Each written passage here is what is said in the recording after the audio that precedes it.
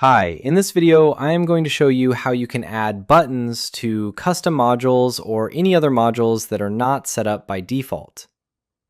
When we install our extension, the buttons are already set up for leads, contacts, and accounts. If we go to the Contacts module, we can see that we have buttons in three places. One is in the List view, one is in the Create or Clone view,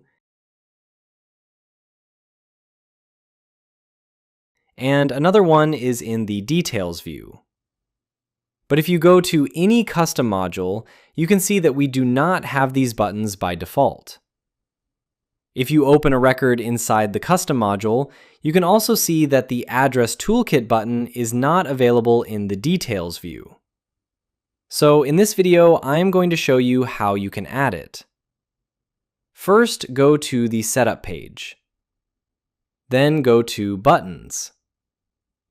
Now select the module where you want to set up the button. In this case, I am selecting the Custom module. Then click on Create New Button. I'm going to name it Address Toolkit.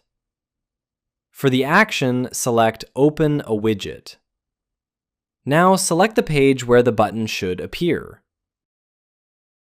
I'm selecting Create or Clone View. For the layout, I will keep it as standard. Now select the widget. I'm going to select Address Toolkit by Easy Plugins. Then click Install. Select the profile. Now click Save. Now, if I go to the Custom module and open the Create or Clone page, you can see that the Address Toolkit button is available here.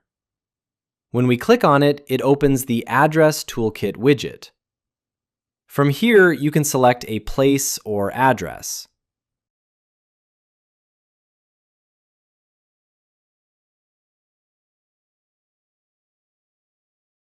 You can also change the marker position, and the address data will be updated automatically.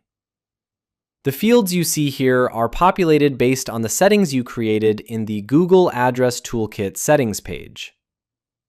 If I click on Populate, the mapped fields will be populated. Now I will enter a record name like Testing Record. Then click Save. Similarly, you can add a button for the Details view and any other supported views.